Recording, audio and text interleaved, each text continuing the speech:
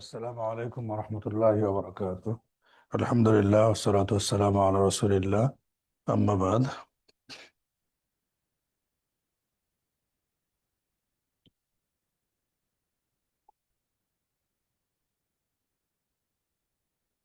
এটা এখানে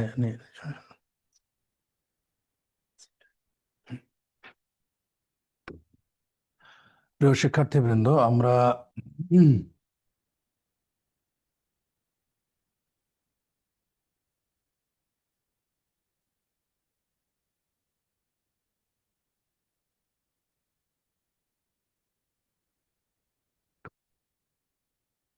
আমরা বেশ কয়েকটি ক্লাস থেকে মূলত ইসমুল ইশারা বা ইঙ্গিত সূচক যে বিশেষ্য সেইগুলো সম্পর্কে আপনাদেরকে পাঠদান করছি। তো আমরা বলেছি, এর আগের ক্লাসে আমরা বলেছি যে ইঙ্গিত করার জন্য যেই ইসিম বা বিশেষ্যগুলো ব্যবহৃত হয় সেগুলোকে বলা হয় আসমাউল ইশারা। তো এটার দুই প্রকার আছে। একটি হচ্ছে ইশারা লিল করিব, অর্থাৎ নিকটবর্তী ব্যক্তি বা বস্তুর দিকে ইঙ্গিত। আর একটি হচ্ছে ইশারা লিল বাঈদ, অর্থাৎ দূরবর্তী ব্যক্তি বা বস্তুর দিকে ইঙ্গিত। তো নিকটবর্তী ব্যক্তি বা বস্তুর দিকে ইঙ্গিত করার জন্য হাদা হাদিহি ব্যবহৃত হয়। আর দূরবর্তী ব্যক্তি বা বস্তুর দিকে ইঙ্গিত করার জন্য যালিকা এবং তিলকা ব্যবহৃত হয়। আমরা এটিও এর আগের ক্লাসে বলেছি যে হাদা হলো নিকটবর্তী একজন পুরুষ বা পুরুষবাচক শব্দের জন্য। হাদিহি হচ্ছে নিকট নিকটবর্তী একজন আহ, মানে মহিলা মানে বা স্ত্রীবাচক শব্দের জন্য। আর জালিকা দূরবর্তী একজন পুরুষ বা পুরুষবাচক শব্দের জন্য। তিলকা দূরবর্তী একজন মহিলা বা স্ত্রীবাচক শব্দের জন্য। এই চারটি ব্যবহার বারবার শেখানো হচ্ছে বিভিন্ন সংলাপের মাধ্যমে, বিভিন্ন আলোচনার মাধ্যমে। কারণ এগুলো কথা বলতে গেলে আমাদের প্রতিনিয়ত আরবি শিখতে গেলে, কথা বলতে গেলে সবসময় আমাদের কিন্তু এটা প্রতিনিয়ত লাগবে। এখানে দেখেন, দুইজন মেয়ের এখানে ছবি দিয়ে রাখছে। তো এখানে প্রথম ছবিতে প্রশ্ন করছে যে মান হাদিহি।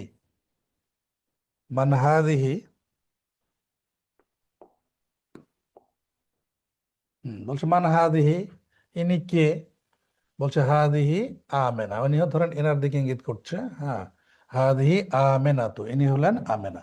তাহলে আপনারা খেয়াল করেছেন যে আমেনা, তো আমেনা শব্দটি হচ্ছে কিন্তু মন্নাস, অর্থাৎ একজন মহিলার নাম হচ্ছে আমেনা। তো যেহেতু আমেনা শব্দটি মন্নাস এবং নিকটের বোঝানো হচ্ছে, সেই জন্য নিকটবর্তী মন্নাস বা স্ত্রীবাচকের জন্য আসবে হাদিহি, ইনি আমেনা। তারপরে অমান তিলকা, এবার এই দূরে যিনি আছেন ওনার দিকে ইঙ্গিত করা হচ্ছে যে অমান তিলকা, এবং উনি কে? বলছে তিলকা ফাতেমা, তো উনি হলেন ফাতেমা। তাহলে ফাতেমা শব্দটি যেহেতু এটি মন্নাস অর্থাৎ একজন মহিলার নাম, সে কারণে এখানে তিলকা নিয়ে আসা হচ্ছে। তাহলে বোঝা গেল যে হাদিহি এটা নিকটবর্তী একজন মহিলার জন্য বা স্ত্রীবাচক শব্দের জন্য। আর তিলকা হচ্ছে দূরবর্তী একজন মহিলা অথবা স্ত্রীবাচক শব্দের জন্য। এখানে আমরা যদি দেখি তাহলে খেয়াল করব,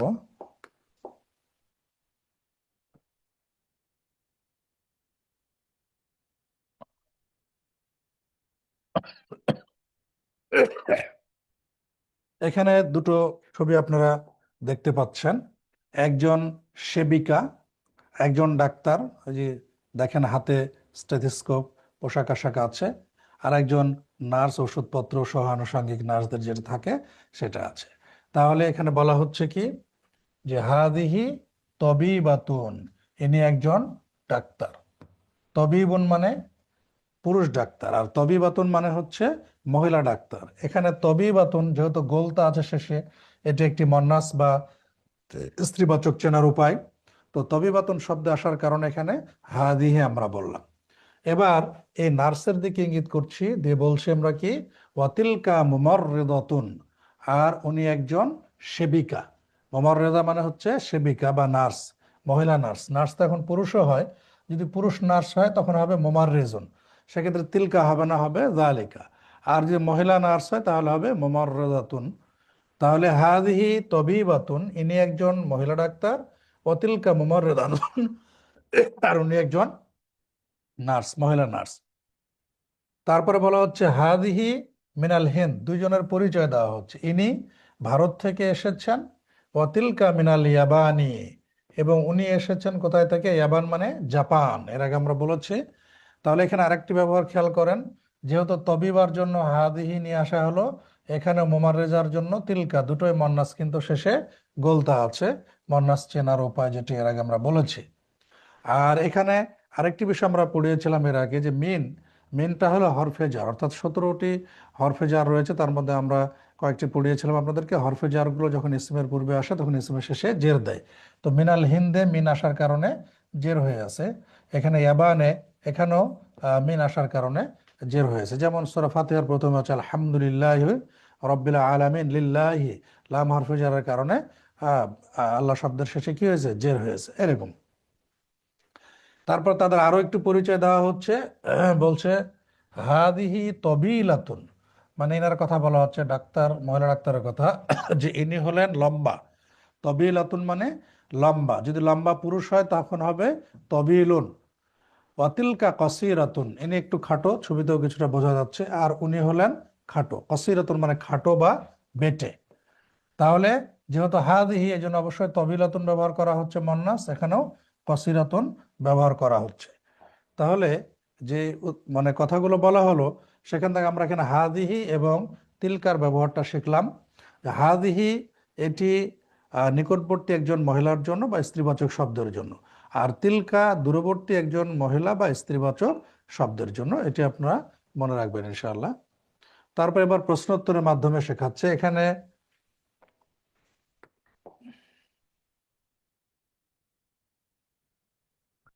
এখানে একজন ছেলে এবং আরেকজন, দুইজন ছেলের এখানে ছবি দেওয়া আছে, একজন কাছে এবং একজন দূরে। তো কাছের জনের জন্য বলা হচ্ছে মান হাদা, যে এটা কে?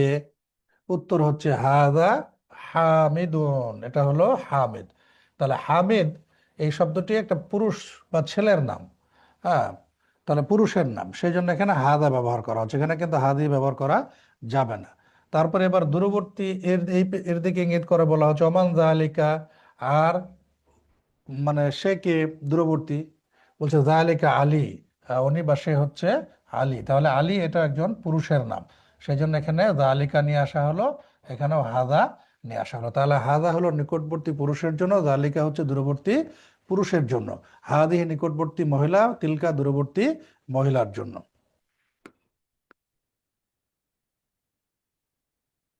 এতক্ষণ ব্যক্তি নিয়ে মূলত আলোচনা হলো।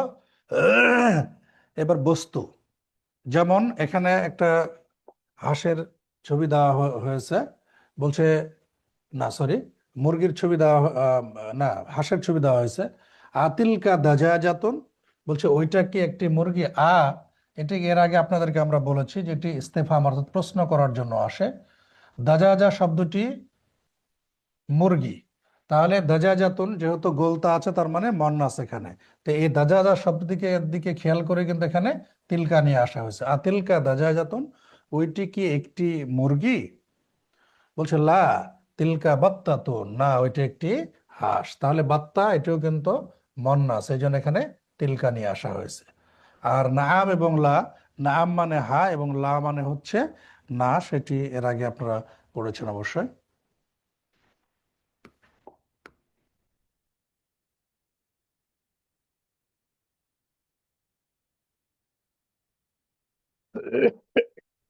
এবারও ওই হাদিহি তিলকার ব্যবহারটা এখানে বিভিন্ন প্রশ্নোত্তরের মাধ্যমে দেখানো হচ্ছে। এখানে একটা ডিমের ছবি, কতটুকু আপনারা বুঝতে পারছেন আমি জানি না স্ক্রিনে। এটা হচ্ছে একটা মূলত ডিমের ছবি। তো বলছে মা তিলকা, ওইটি কি? দূরবর্তী দিকে যেহেতু ইঙ্গিত, সে বলছে মা তিলকা, ওইটি কি? বলছে তিলকা বাইজাতুন, ওইটি হলো একটা ডিম। বাইজাতুন শব্দটি মন্নাস, কারণ এখানে শেষে গোলতা আছে।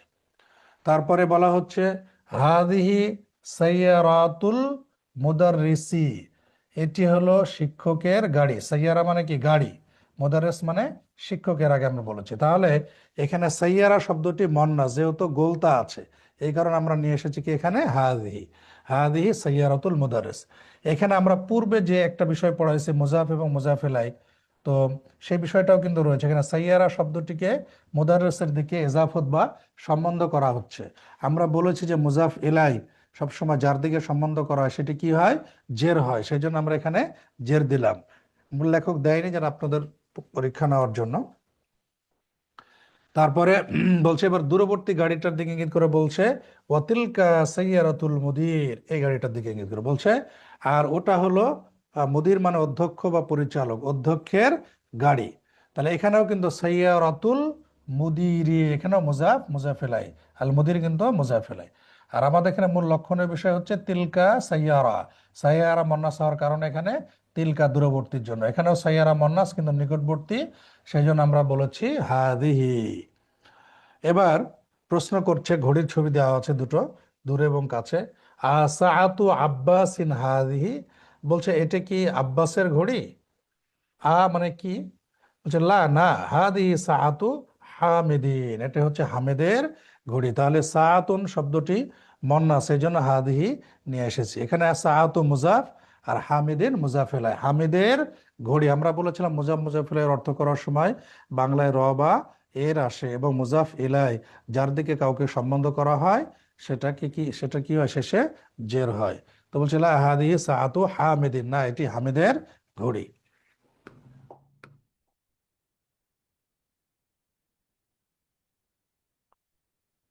তারপরে দূরবর্তী বলছে তিলকা সাআতু আব্বাসিন।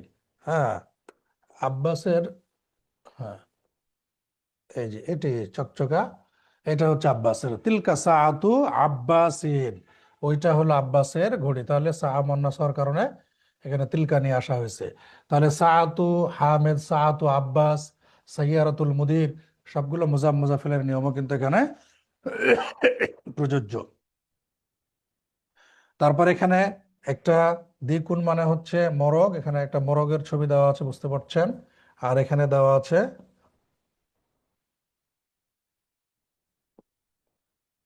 মুরগির ছবি দেওয়া আছে। বলছে যালিকা দ্বিগুণ, ও সরি,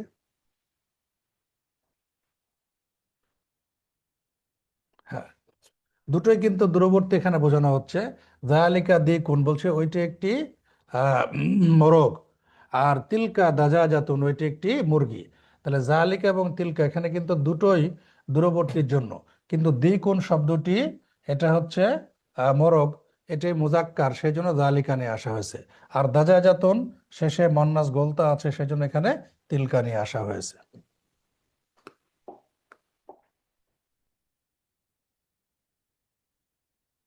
এবার আমরা এক্সারসাইজে যাব, তামারিন।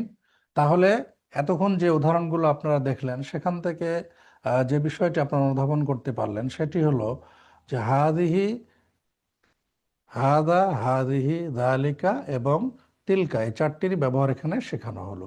হাদা নিকটবর্তী একজন পুরুষের জন্য, হাজিহি নিকটবর্তী একজন মহিলার জন্য, যালিকা দূরবর্তী একজন পুরুষের জন্য, আর তিলকা দূরবর্তী একজন মহিলা বা স্ত্রীবাচকের জন্য।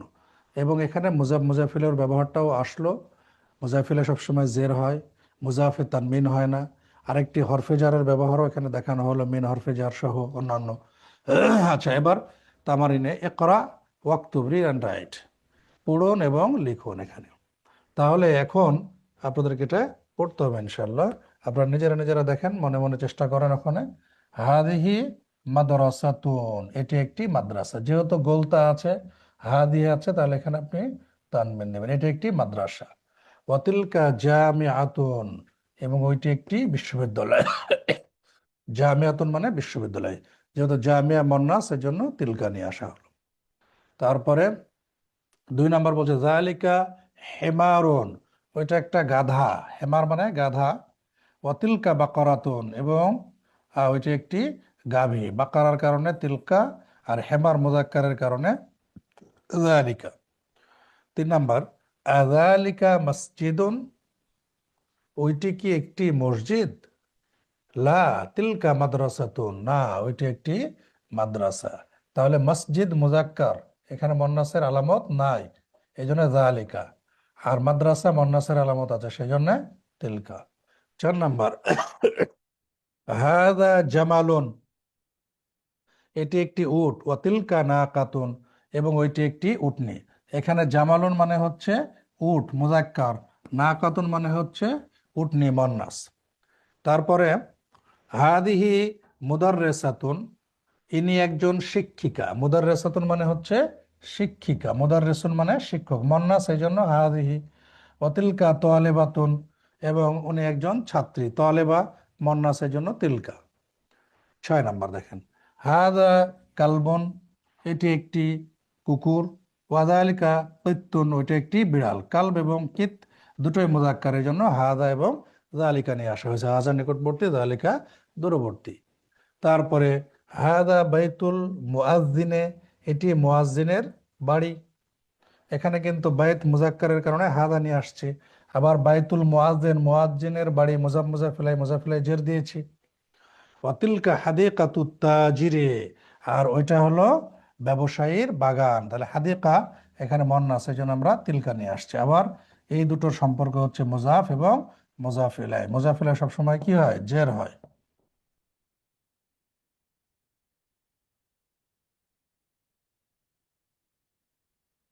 এটা হাযা বাইতুল মুআজ্জিনি ওয়া তিলকা হাদিকাতুত তাজিরি, এটা মুয়াজ্জিনের বাড়ি আর ওইটা হলো ব্যবসায়ীর বাগান।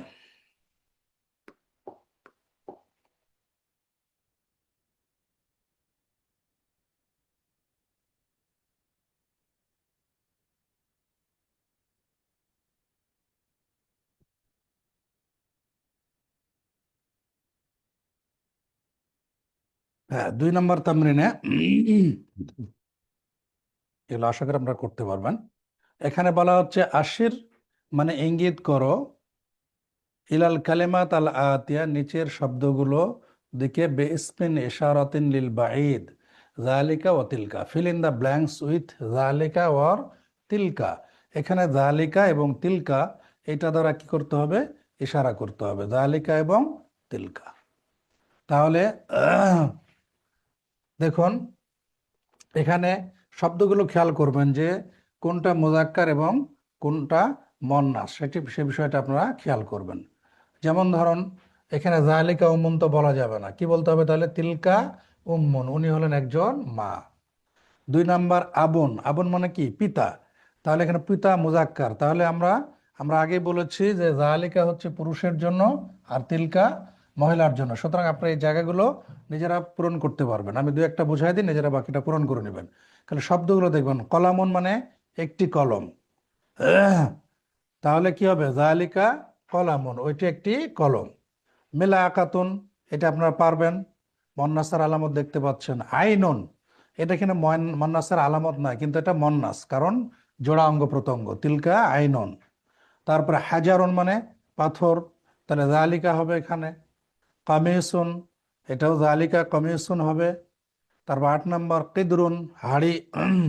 কেদর আমরা এর আগে কি পড়েছিলাম, আপনারা সেটি নিজেরা বের করবেন ইনশাল্লাহ। নাফেজাতুন, জানালা। এভাবে এটা আপনাদের বাড়ির কাজ থাকলো 2 নম্বরটা মুজাক্কার মন্নাসের আলামতগুলো দেখে এবং এর আগে যেটা পড়েছেন সেই অনুযায়ী আপনারা বের করবেন ইনশাল্লাহ। আগামী ক্লাসে আমরা ধরবো।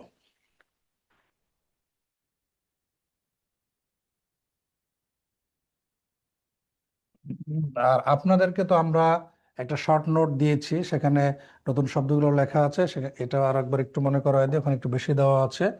আল আল মুমাররেদাতু, আমরা আলিফলাম বাদ দিয়ে সাধারণত দেই মুখস্থ করার জন্য। মুমাররেদাতু মানে হচ্ছে নার্স বা সেবিকা। আল হাদিকাতু বাগান, আল বাত্তাতু হাঁস, আল মুআযিনু মুআযিন, আর নাকাতু উটনি, আল বাজাতু ডিম। এখানে একটি ছক দেওয়া হয়েছে, আসমাউল ইশারা লিল করিব, নিকটবর্তী বস্তুর দিকে ইঙ্গিত করার ইসিম। হাদা মুহাম্মাদুন, ইনি হলেন মুহাম্মদ, তাহলে মুজাক্কারের জন্য হাদা। হাদিহি আমেনা, তো ইনি হলেন আমেনা। তাহলে নিকটবর্তী মুজাক্কারের জন্য হাদা, নিকটবর্তী মন্নাসের জন্য হাদিহি। আর দূরবর্তী, এবার আসমাউল ইশারাতি লিল বাঈদ, দূরবর্তী দিকে ইঙ্গিত করার জন্য। যালিকা হামিদুন, উনি হলেন হামিদ, তাহলে মুজাক্কারের কারণে যালিকা। আর তিলকা জাইনাবু, এবং উনি হলেন জাইনাব। এখানে তিলকা, এখানে জাইনাব মন্নাস হওয়ার কারণে শেষে আমরা নিয়ে আসলাম তিলকা। তাহলে আজকে আমাদের যে 7 নাম্বার ক্লাস, এটা দিয়ে মূলত আমরা যে জিনিসটা শেখানোর চেষ্টা করলাম সেটি হচ্ছে ইসমে ইশারা কারিব, শেষে যে একটা ছক দিয়ে বোঝানো হলো, আমরাও আমাদের নোটে দিয়েছি। আর ইসমুল ইশারা লিল বাই, আসমাউল ইশারা লিল বাইদ, নিকটবর্তী যে পুরুষের দিকে ইঙ্গিত করার জন্য হাদা, মহিলার জন্য হাদিহি, দূরবর্তী পুরুষ দিকে ইঙ্গিত করার জন্য জালিকা, আর মহিলা মন্নাসের জন্য হচ্ছে তিলকা। তাহলে হাদা, জালিকা, হাজিহি, তিলকা, এভাবে মনে রাখতে পারেন। হাদা নিকটবর্তী পুরুষ, জালিকা দূরবর্তী পুরুষ, হাদিহি নিকটবর্তী মহিলা, তিলকা দূরবর্তী মহিলা। আপনাদের যদি কোনো প্রশ্ন থাকে এখন প্রশ্ন করতে পারেন। এসি চলছে নাকি? হ্যাঁ, কোনটা দাও?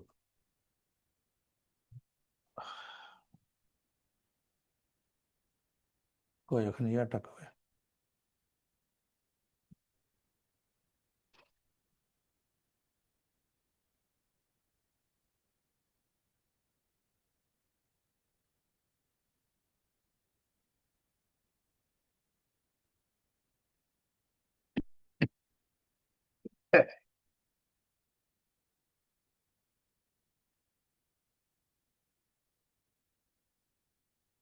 আগেরই পড়া মোটামুটি, আজকে আবার এগুলো পড়া হয়েছে। হ্যাঁ, যদি কারো প্রশ্ন থাকে তাহলে হাত তুলতে পারেন।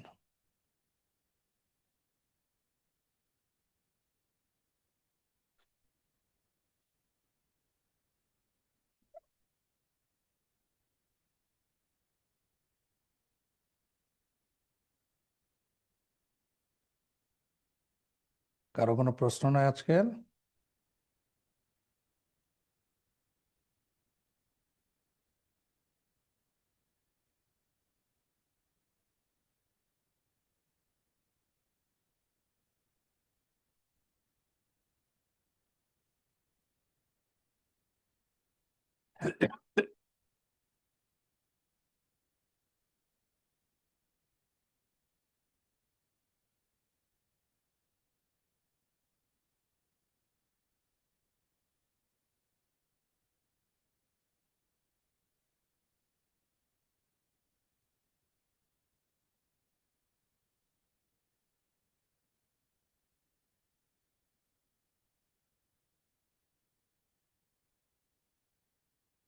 কিছু কিছু যাতে গেস্ট লেখা কেন?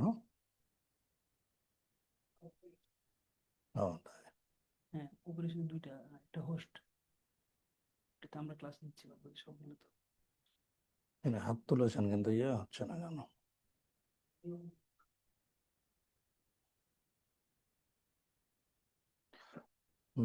মিউট করেন, একজন হাত তুলেছেন।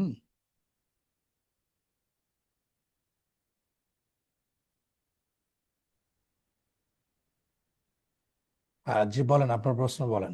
আসসালামু আলাইকুম। ওয়ালাইকুম আসসালাম রহমতুল্লাহ, জি বলেন। আচ্ছা, ওই যে আমি একটা প্রশ্ন করতেছিলাম, মালে হাজাল কিতাব, মানে যে সূরা কাহাফের ভিতর আছে যে ইহা কোন কিতাব, এই মাটা কি মানে এটা তো আজকের পড়ার মধ্যে না আপনার। এখানে একটা জিনিস পড়ার সাথে রিলেটেড আছে, সেটা হচ্ছে হাদাল কিতাব, কিতাবটা মুজাক্কার, সেই হিসাবে এখানে হাদা হ্যাঁ। মানে মানে এসেছে আর কি। ঠিক আছে। আচ্ছা, ঠিক আছে। জি। আমি অন দা ওয়ে, তো এই জন্য মানে ক্লাসটা করতে পারতেছি না। যাক, আজ পরে কথা বলবো। জাযাকাল্লাহ খাইরান। আচ্ছা, আসসালামু আলাইকুম।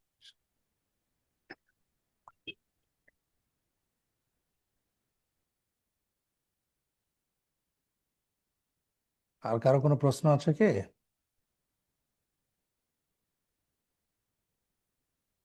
থাকলে হাত তুলতে পারেন।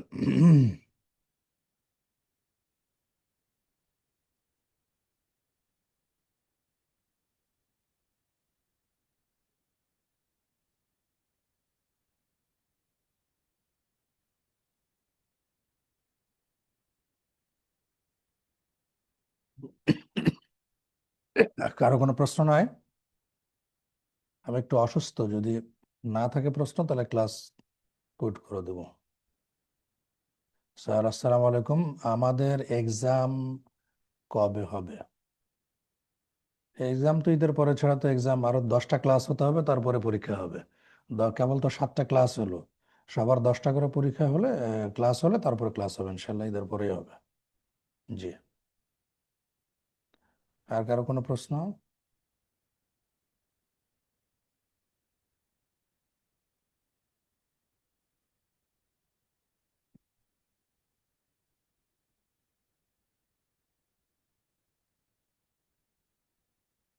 কারো কোনো প্রশ্ন না থাকলে আমি শেষ করব। আমি দুঃখিত যে আমি একটু অসুস্থ, এই জন্য যদি কারো প্রশ্ন না থাকে, আমার মনে হয় আজকে পড়াটা সবার বোধগম্য হয়েছে, কারণ কয়েকদিন থেকে আলোচনা হচ্ছে বিষয়গুলো। যদি আরো কারো প্রশ্ন থাকে দ্রুত একটু বলতে পারেন চ্যাট বক্সে, অথবা হাত তুলতে পারেন, না হলে আমরা শেষ করবো ইনশাআল্লাহ।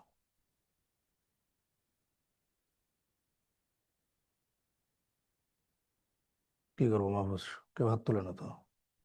আচ্ছা তাহলে যেহেতু কেউ কোনো প্রশ্ন নাই, আশা করি সবাই বুঝেছেন, ইনশাআল্লাহ ভালো করে বলবেন। সবাইকে ধন্যবাদ। সুবহানাকাল্লাহুম্মা ওয়া বিহামদিকা আশহাদু আল্লা ইলাহা ইল্লা আনতা আস্তাগফিরুকা ওয়া আতুবু ইলাইক। আসসালামু আলাইকুম ওয়া রাহমাতুল্লাহি ওয়া বারাকাতুহু।